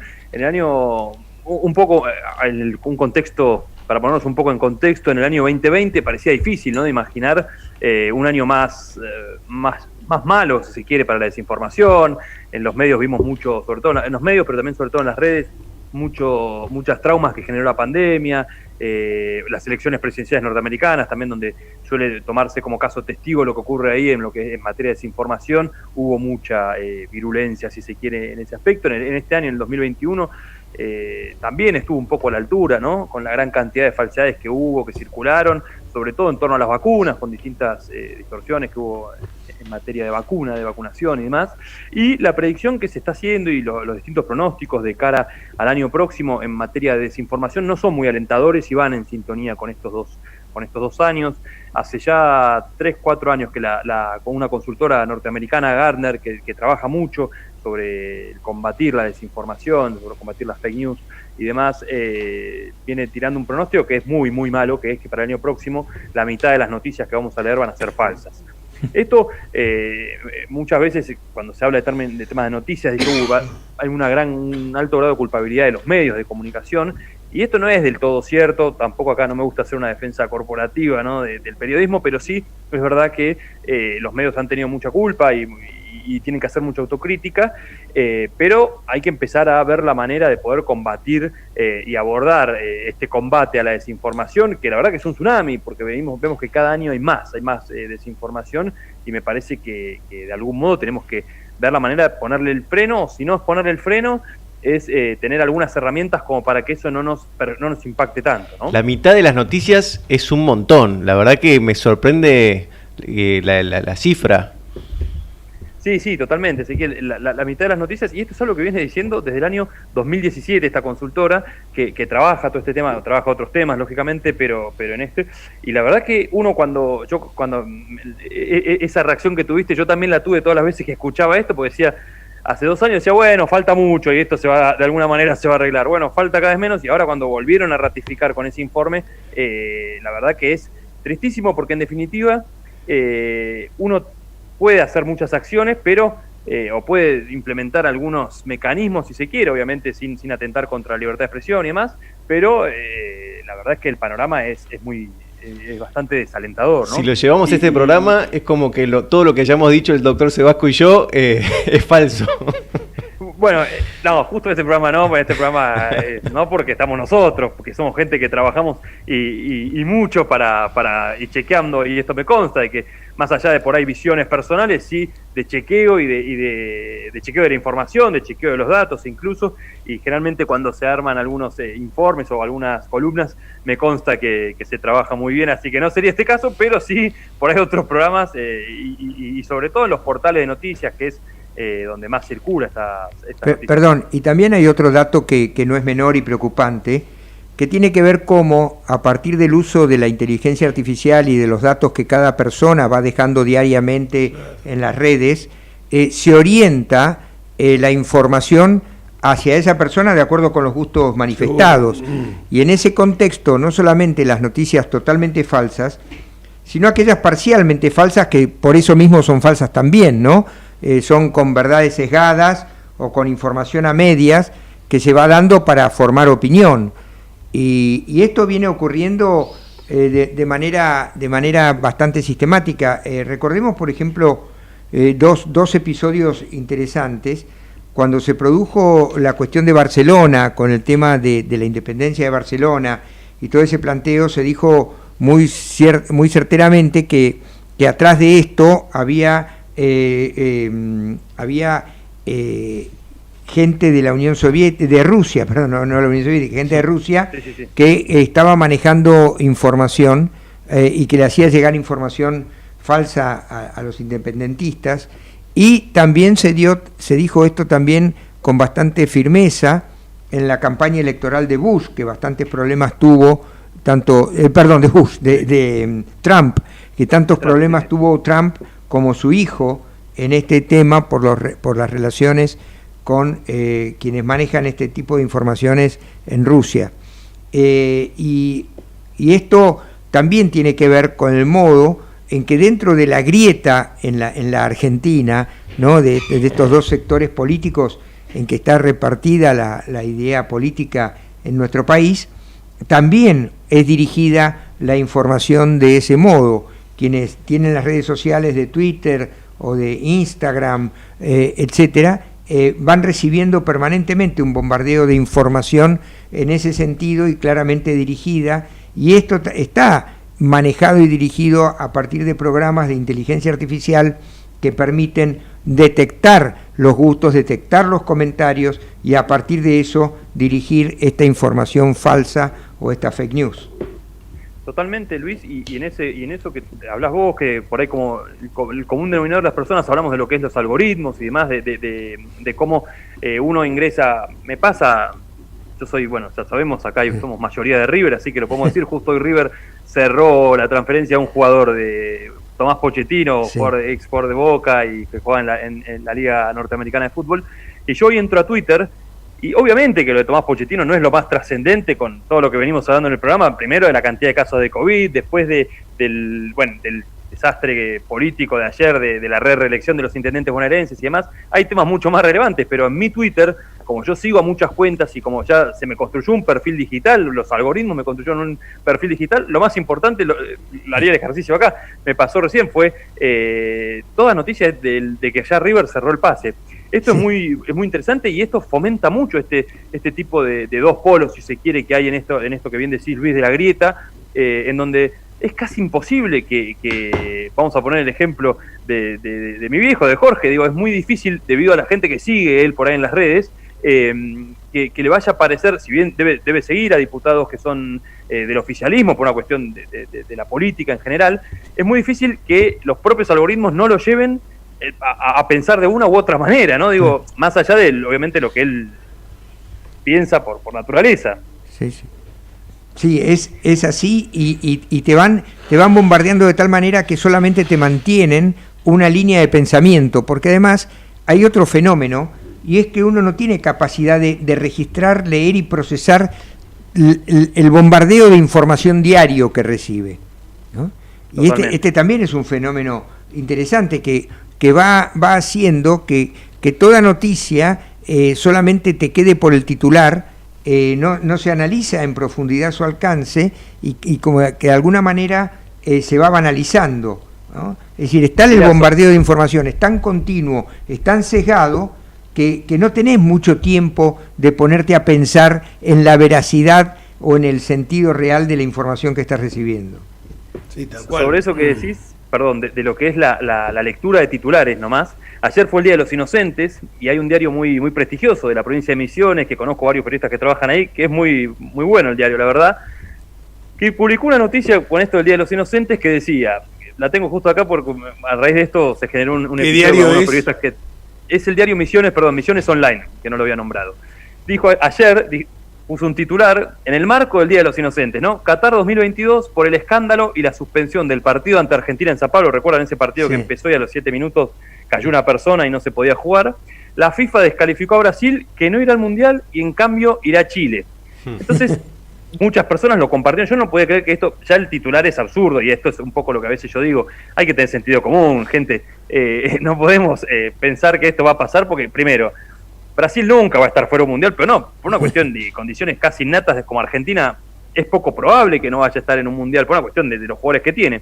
Pero bueno, la nota decía esto, y si quieren después les voy a pasar el link, pero en el último párrafo, uno de los últimos párrafos decía, por otra parte, obviamente estaba muy bien hecha, había una imagen de Neymar festejando un gol, pero al final decía, por otra parte es oportuno y no menos recordar que, y esto en negrita, cada 28 de diciembre en distintas partes del mundo se celebra el Día de los Inocentes, fecha en la cual se suelen realizar un sinfín de bromas con el objetivo de engañar a los desprevenidos y divertirse en base a su reacción.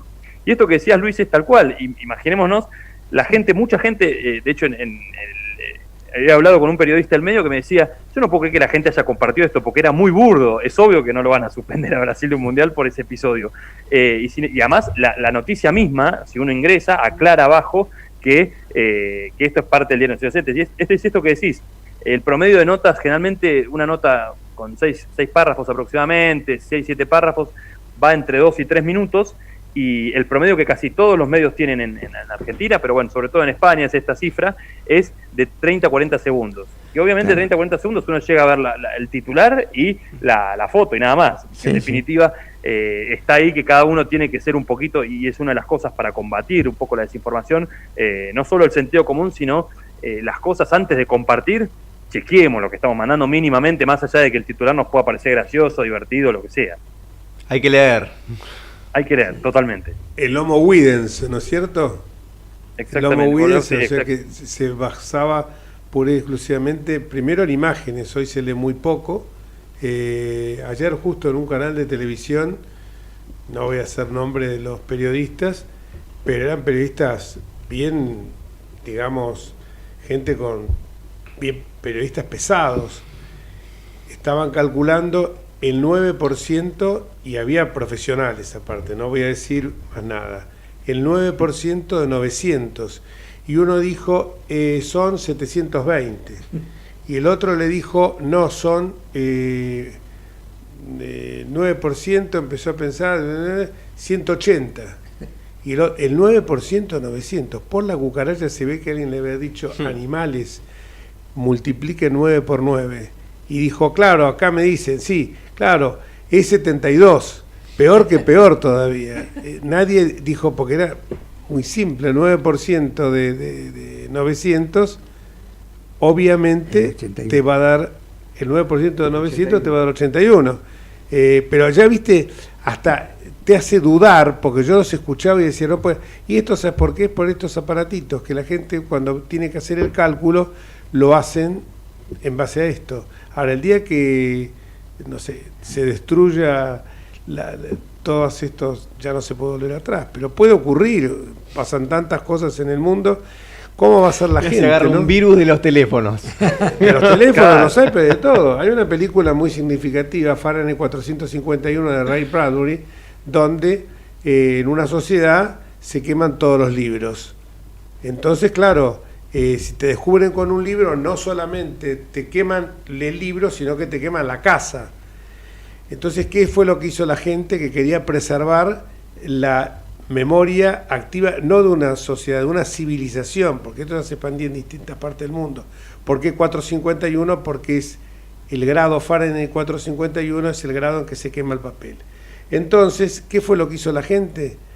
se aprendió libros como el Quijote, los libros más importantes, el libro de Shakespeare, de toda la literatura, me acuerdo, Les Fleurs du Mal de Baudelaire, Las Flores del Mal de Baudelaire, y tantos otros. Entonces esa gente los aprendió, y en el lugar donde estaban recluidos, esa gente iba todo el día recitando los libros para generar lo que pasó hace muchos siglos atrás, antes que se descubriera Gutenberg la imprenta, que era la tradición oral, que todo se transmitía de generación en generación, simplemente se iba recordando eso, bueno, hasta que hubo la posibilidad de esto volcarlo en un papel. Yo digo, que no nos llega a pasar eso, porque vos imagínate que si vos tenés que dividir, ¿cómo era que se dividía? Había que hacer un desastre, no, totalmente, Sí, totalmente de acuerdo, y sí, perdón. No, está bien, pero trayendo lo que vos decís, Jorge, al tema de la información, es decir, antes de tener la posibilidad de ser bombardeados sistemáticamente por la información de los medios tecnológicos, la información era mucho más lenta, era mucho menor, se digería de otra manera, las noticias tenían otra relevancia. Ya hasta leer un diario entero se había convertido no hace muchos años en que te llevaba mucho tiempo. Una religión era. Sí, era una religión, pero te llevaba mucho tiempo, ¿no? Entonces, en ese contexto, lo que están cambiando las costumbres, y hoy te vas guiando por el último momento del último momento de la última información que recibís por cualquier aplicación.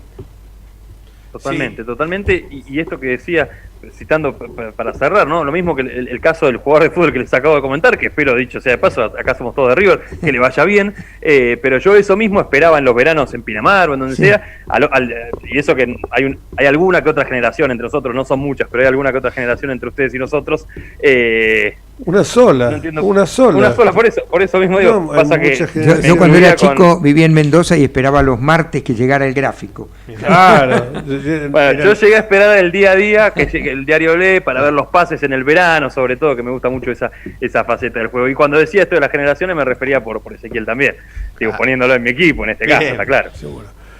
Matías, muchísimas gracias, te voy a ver igual, pero te deseo muy feliz año nuevo. Es cierto que aparte vamos a pasarlo, no te veo, te voy a saludar el 31, pero vamos a pasar en lugares distintos. Feliz año. Un cariño enorme, feliz año también para Luis y para Ezequiel, y también para Horacio y para todos. Y para todas las familias, para Pilar, para Toto. Para todos, exactamente, sí. Un abrazo grandote, Tute.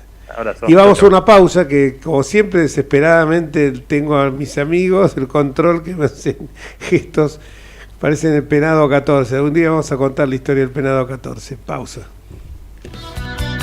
Vamos la radio, somos tu voz, vamos con Eco, siempre la verdad y la mejor información.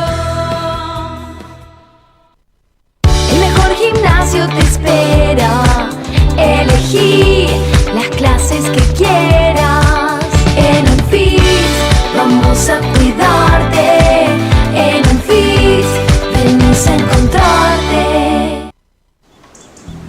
La Posada Morada dos Ventos te espera en Pipa, la mejor playa del nordeste de Brasil, única por su bahía con delfines. 12 exclusivos departamentos y 3 piscinas circulares en medio de un jardín tropical. Podés venir con cualquiera de las vacunas aplicadas en Argentina. www.moradadosventos.com. Morada Dos Ventos, Pipa, el primer lugar cuando decidas viajar. Informate en ecomedios.com. Seguinos en Facebook, Ecomedios Live.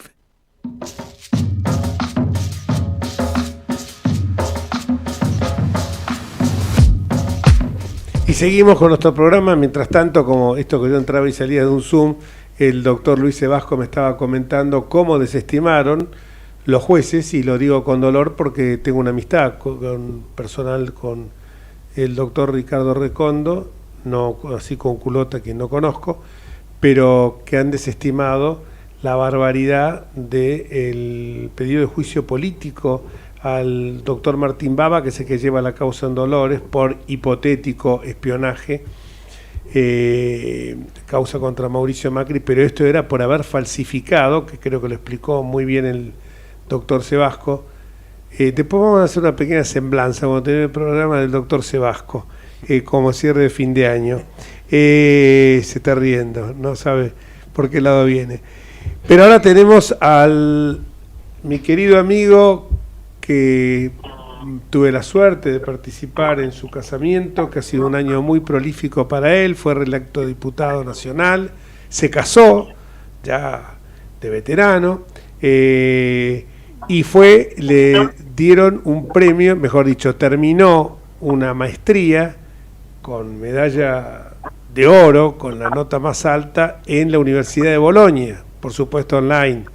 Vamos a evitar vamos a decir esto para que no quede como que el doctor Fernando Iglesias es un remolón o alguien que no cumple con sus obligaciones y se da de viaje. No, me consta a mí, voy a aclarar bien, que estuvo en todas y cada una de las sesiones en forma presencial. Y eso que en algún momento podríamos habernos eximido los dos de ir, pero sin embargo nos pareció que si era esencial la cajera de un supermercado, con más razón éramos esenciales para la República nosotros. La cajera del supermercado, si no iba a laburar, no cobraba, nosotros cobramos igual. Fue uno de los talibanes, en el buen sentido, de que las sesiones fueran presenciales. Y el cuarto, ya dijimos la reelección, su casamiento con Ana, una divina, su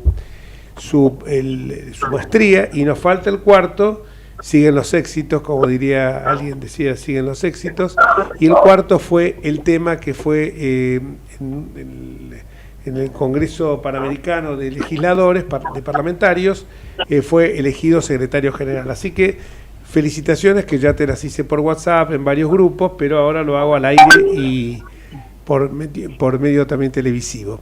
Hola Fernando, ¿cómo andás? ¿Cómo te va, Jorge?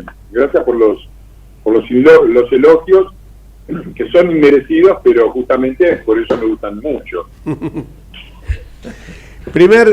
Estás molesto, muy molesto, como estoy yo también, con lo que pasó ayer en el Senado. Hay que decirlo esto porque aunque muchas veces uno dice, creo que los trapitos al sol se lavan en casa, ¿no es cierto? No se ventilan al exterior. Pero en este caso se trata de hechos que son públicos y que todo el mundo tiene que conocer lo que cada uno piensa, porque si no somos todos iguales, y no es así. Lo que pasó ayer en el Parlamento bonaerense fue una vergüenza, como es también cuando dos diputados en plenas sesiones, y en esto no quiero ser autorreferencial, pero en el año 2015 yo, por un compromiso político que tenía como secretario de Justicia, no pude viajar con mis dos hijos a Japón, perdí el pasaje, con mis dos hijos varones el pasaje, y perdí también el alojamiento que íbamos a ver la final del Mundial de Clubes, más allá que después me ahorré el sinsabor de que Barcelona nos ganara la final 4-0, pero más allá de eso, lo hice, y no, porque cuando asumimos esto, Fernando, no nos ponen la pistola en el pecho. Si lo hacemos es porque es un servicio, y lo digo no por demagogia ni nada, porque hay muchos que lo que quieren son los oropeles, los sillones mullidos, las alfombras coloradas, y esto no es así. A mí también me molestó que dos diputados de nuestro espacio estuvieran de viaje cuando se tratan temas tan importantes y cuando hemos ganado una elección por una mayoría y tenemos una mayoría, un número muy ajustado en ambas cámaras. Hoy pasó algo semejante en el Senado, por suerte se levantó la sesión por el tema del quórum, bien ahí los senadores de Juntos por el Cambio, que se opusieron a que esto siguiera adelante. No, pero después siguieron, Después siguieron. Siguieron, y por supuesto se va a judicializar, pero con efectos, yo calculo, efecto cero, porque normalmente la justicia no se expide sobre cuestiones internas de la Cámara del Congreso Nacional, así que complicadísimo, ¿no? Creo que ahí le faltó, no sé si no tuvieron, porque yo recuerdo una sesión de que yo convoqué a dos escribanos para que verificaran el quórum, y eso alertó que hubo una sesión, no sé si vos te acordás, a las 4 de la mañana, que nosotros hicimos un acta notarial para señalar que el quórum no se estaba registrando en el momento de una votación. Lo recuerdo. Así que en ese sentido me parece que quizás a lo mejor tenía que haber hecho lo mismo. Bueno, No quiero extenderme más y quiero escuchar tus palabras respecto de estos hechos que se suscitaron en las últimas horas, porque sé que estás muy molesto, como también me encuentro yo, y como seguramente por el impacto en las redes sociales la gran mayoría de nuestros votantes está pensando lo mismo. Sí, yo coincido absolutamente. Me parece que son errores que no se deben cometer, sobre todo en una fuerza que ha tenido un aval tan grande de la ciudadanía y que quiere ser gobierno en el 2023. También destaco lo minoritario, ¿no? No es una excusa, pero son 2 diputados de un bloque de 116, ¿no? A veces cuando se generaliza uno lo siente como una injusticia, porque claramente se le aplican a uno tiene que responder por las acciones de otras personas. Y lo mismo sucede un poco con lo que pasó en la provincia de Buenos Aires. A mí me parece que es un compromiso nuestro con los ciudadanos, el tema de la transparencia institucional, el tema de la alternancia en el poder, el tema de que ninguno de nuestros dirigentes es imprescindible, y por lo tanto, si ellos quieren una tercera reelección, que lo hagan, que se hagan cargo, y nosotros haremos campaña con otros candidatos. Me parece que en ese sentido todavía estamos a tiempo de dar un mensaje. Yo espero que los intendentes de Juntos por el Cambio, que tienen la posibilidad ahora de ir por una tercera reelección, o segunda reelección, por decirlo mejor, declaren públicamente que no lo van a hacer y no lo hagan, ¿no? Me parece que eso dejaría en claro la voluntad de algunos. Muchos dicen que la ley como estaba antes era peor que como quedó ahora, cosa que es cierta, pero eso no debería avalar que nosotros presentáramos candidatos a intendentes a su tercer mandato. Aclaremos esto, porque la audiencia a lo mejor no sabe la cronología que tuvo el derrotero a esta ley, que primero fue sancionada al año de haber llegado Juntos por el Cambio de gobierno, y después hubo una modificación del decreto. Aclaremos por qué para algunos la ley esta es mejor que la original. Porque la reglamentación que hizo la gobernadora Vidal estuvo mal hecha. Permitía este truco de que si un intendente, antes de cumplir la mitad del segundo mandato, dejaba de ser intendente, entonces se podía presentar a una eventual reelección. Eso produjo que más de 20, hay 2 o 3 también de los nuestros, pero más de 20 intendentes peronistas hicieron eso. Pocos días antes de cumplir la mitad del mandato, se pidieron licencia, se retiraron o renunciaron, dejaron en su lugar a los vices que ya tenían, y obviamente dentro de 2 años van a volver a presentarse. Entonces, razonablemente, esto es claramente una violación de la regla, o mejor dicho, la aplicación de una regla muy mal reglamentada, es decir, una ley mal reglamentada por el Ejecutivo bonaerense. Y entonces muchos de los diputados y senadores que votaron la reforma dijeron que con esta regla se podía permitir una reelección de este tipo indefinida por todo el tiempo. Vos haces todo el tiempo el mismo truco, ahora reelegís por 4, volvés a reelegir y a los 2 otra vez te ganas un periodo de 6, dejás libre 2. Entonces la ley así reglamentada era muy mala. Por lo tanto se la cambió por una ley que limita a una sola reelección, se mantiene el límite, pero se considera que el primer periodo no es el 2015 sino el 2019, condición que puso el peronismo para votarla. Y muchos, bueno, por eso fue que se votó. Y efectivamente la ley actual es mejor que la anterior, pero eso, si hay una honestidad en el sentido de que quisimos mejorar la ley y no tenemos ningún tipo de interés en una segunda reelección, bueno, que salgan hoy los intendentes a decir: yo no me voy a presentar y no voy a utilizar el privilegio que me da la ley. Y eso no sucedió, por lo tanto el enojo de la gente es más que justificado. Primer error entonces es la reglamentación del 19 alteraba el espíritu de la ley, y un decreto reglamentario no puede alterar el sentido de la norma, el nudo gordiano de la norma, que era justamente impedir la reelección.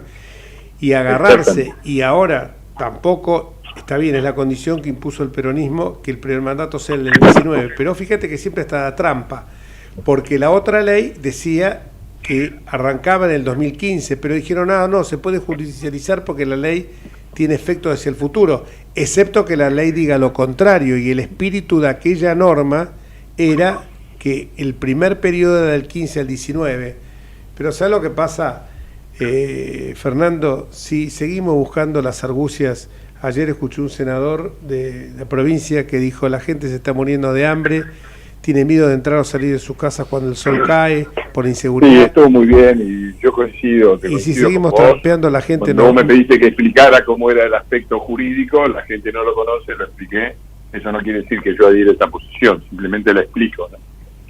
Exactamente, por eso te hice el subrayado para que vos dijeras, porque bueno, lo has dicho por las redes sociales, pero es bueno que la gente sepa que ni en tu caso ni en el mío adherimos a esta posición, y muchas veces nos ha costado tener posiciones distintas a nuestro espacio, pero en este caso no te podés callar. Eso lo ocurre, como tampoco te podés callar con los diputados que estuvieron ausentes, ¿no? Porque creo que... Sí, me parece que forman parte de los compromisos básicos que asumimos cuando decidimos participar de Juntos por el Cambio, y que por supuesto en ese sentido lamento si a alguien le cae mal, pero soy absolutamente intransigente. Sí, porque además uno me parece que tiene que asumir la responsabilidad que tiene frente al electorado que lo votó y frente al electorado que dijo un cambio, por eso que votó por un cambio. Por eso cuando Patricia Bullrich muchas veces dice, en lugar de cambiemos fuimos sigamos, y que ahora llegó la hora realmente de hacer un giro copernicano, un cambio en serio, el cambio tiene que ser en muchos casos de cuajo, porque si no vamos a estar siempre inmersos en el mismo tema, en la misma situación. Y el caso de hoy también del Senado es preocupante, porque de todas maneras aclaremos también que la norma que se votó de bienes personales genera un beneficio para algunos sectores, ¿no? Sí, eso es uno de los problemas muy claros que se nos plantean, ¿no? Van a ser estos 2 años, seguramente van a ser muy complicados. Ellos creo que van a venir con una agenda cada vez más radicalizada. Creo que están avistando la posibilidad de un fin de ciclo, que por supuesto no está seguro, ¿no? Esto de creer que en el 2023 se ganó la oposición sería un error gravísimo. Me falta muchísimo. La Argentina es una caja de Pandora, siempre.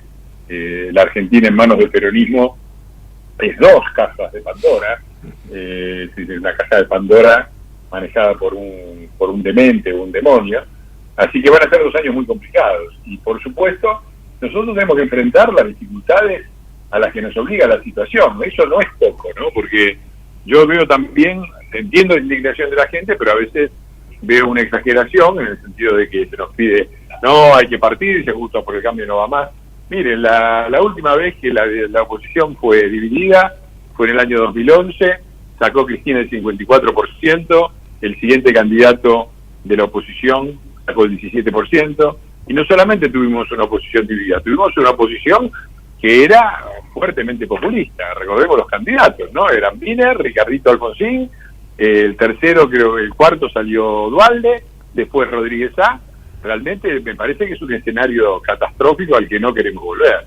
Entonces, si queremos vencer al peronismo en 2023, tenemos que estar unidos, los halcones, las palomas, los radicales, la coalición cívica y el PRO, tratar de superar nuestras diferencias, pero mantenernos unidos. La idea de romper la oposición es seguramente la que preferiría el kirchnerismo, y no lo vamos a hacer. ¿Qué tal, Fernando? Luis Vasco soy, ¿cómo estás? ¿Qué tal, Luis? Mucho gusto de saludarte. Igualmente.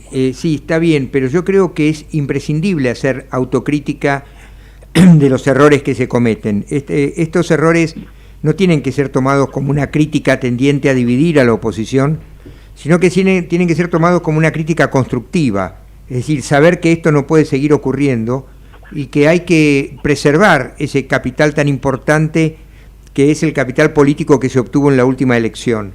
Hay que estar más atentos a las necesidades de la gente, a lo que la gente realmente le importa, a los que votaron a este sector político, y este tipo de errores no se pueden seguir cometiendo y tampoco se puede seguir siendo tan endogámico con la política, porque evidentemente esto que ocurrió con la reelección de los intendentes es un problema que le preocupa a la política, pero no pasa en absoluto por las preocupaciones de la gente hoy por hoy. Coincido absolutamente. Yo de ninguna manera me parece oportuno callar la crítica a lo que pasó. Es más, lo he hecho de manera pública en las redes sociales y en los reportajes que me han hecho. Digo simplemente que hay un límite que es cuando se pasa de la bronca al nihilismo, ¿no? Al rompamos todo, prendamos fuego, porque como no me gustó, prendamos fuego. Me parece que ese sería un error. Me parece otro error también el todo es lo mismo. Yo escucho ese comentario en forma muy frecuente de algunos exponentes políticos. No, son lo mismo, ¿no ves que son lo mismo? Bueno, muchachos, yo me hago cargo aunque yo no los haya cometido, me hago cargo de todos los errores Juntos por el Cambio, está muy bien. Ahora nosotros no nos cargamos fiscales, no hicimos pactos con Irán, no tenemos los bolsos de López o Tesur, a Luis de Lía y a Aníbal Fernández. La verdad que a veces hay esta cosa de la vara suiza que se nos aplica a nosotros y la vara de África que se aplica a ellos, no solamente lo hace el periodismo, a veces lo hacemos nosotros mismos. Entonces, yo estoy a favor de la crítica. Repito, me parece que es inaceptable varios de los episodios que han sucedido en los últimos días, en las últimas semanas. Me parece que tenemos que corregir urgentemente el rumbo y me parece que los responsables tendrán que hacerse cargo. Ahora, me parece también que tenemos que mantener la unidad de la oposición y saber que tenemos enfrente partidos muy complicados que si no los hacemos unidos van a ser muy difíciles de superar. Es claro, hay que buscar, vamos a tener que bascular estos 2 años entre la preservación de la unidad del espacio opositor con el tema inherente a hacer autocrítica, porque tampoco lo que vos decís, no todos somos iguales, no todos somos lo mismo, pero siempre tratando de preservar la unidad, porque si no se le hace el juego al oficialismo, que es lo que va a buscar esmerar, como dijiste vos bien, que ocurrió en el 2011, ¿no? Sí, claro. Y además hay que tener conciencia que el peronismo, al tener esa elasticidad ideológica inigualable, porque ha sido el único partido que tenía a la AAA y a los montoneros juntos dentro del propio movimiento, ¿no? Es decir, dos grupos de un extremo y el otro, y que se combatían con metralletas, ¿no? Esa flexibilidad que tienen para ser neoliberales en los 90 y bolivarianos en los 2000. Bueno, al ser un partido que abarca todo y permite entrar a todos, y armar unas alianzas tan amplias, porque en el fondo no les importa mucho las ideas y los principios, lo que les importa es el poder y los negocios, te obligan a vos del otro lado a armar una alianza muy amplia, ¿no? Quizás en un país diferente, qué sé yo, la Unión Cívica Radical y el PRO competirían en partidos distintos, en alianzas electorales distintas, una más socialdemocrática, otra más liberal, otra más conservadora. Hoy tenemos que estar todos juntos, porque si no estamos todos juntos nos comen claramente los otros. Entonces, eso no es fácil de administrar, y no es fácil de administrar cuando son diferentes partidos, cuando hay diferentes visiones, cuando se viene de una derrota electoral. Antes las cosas se alineaban con una cierta facilidad, porque el candidato o el presidente después era Macri, entonces eso le daba un rol de predominancia que permitía unificar las opiniones en el espacio. Ahora eso no existe, hay muchos liderazgos, y eso inevitablemente crea una situación que vamos a tener que administrar con cuidado, balanceando entre no perder la identidad y no perder tampoco la unidad de Juntos por el Cambio. Muchísimas gracias, Fernando, y que tengas muy pero muy feliz año nuevo. Un beso a Ana y a toda la familia. Un feliz 2022. Igualmente, un abrazo para vos, Jorge, un abrazo para vos, Luis, y para los oyentes. Un año muy, muy complicado, muy difícil. Esperemos que el próximo sea mejor, y que esto sea, digamos, el plafón desde el cual salimos hacia una Argentina diferente. Muchas felicidades y que tengamos fuerzas para lo que viene. Un gran abrazo a los dos. Y nosotros continuamos con nuestro programa y ya casi en la despedida les quería decir, porque dije algo que la verdad que Luis de Bajo puede haber hecho todo el programa solo porque hizo, porque los que lo conocen, de su trayectoria tribunalicia, extensa por cierto, dirán, bueno, sabe de derecho penal y es un gran jurista en la materia, pero los que no lo los que lo conocemos sabemos que es mucho más, pero el que no lo conoce dice esto, y hoy dio una clase de historia romana. Vamos a chequear los datos, ¿no? Después. En línea con lo que dice Matías, a ver por si... cierto, yo doy por cierto. Chequea tranquilo. Chequea tranquilo. Después habló de inteligencia artificial. Y acá quiero decirles algo, escribí un libro sobre este tema, juntamente con el doctor Juan Corbalán, sobre inteligencia artificial, o sea, lo que para mí era algo absolutamente imposible de comprender, bueno, él nos los ha hecho comprender, y bueno, por supuesto, despuntó el vicio con el tema del juez Martín Bava, o sea que, bueno, es uno de los pilares, juntamente con Ezequiel y juntamente con Osvaldo, que ahora se van a incorporar a partir de febrero próximo, cuando reiniciemos nuestras actividades.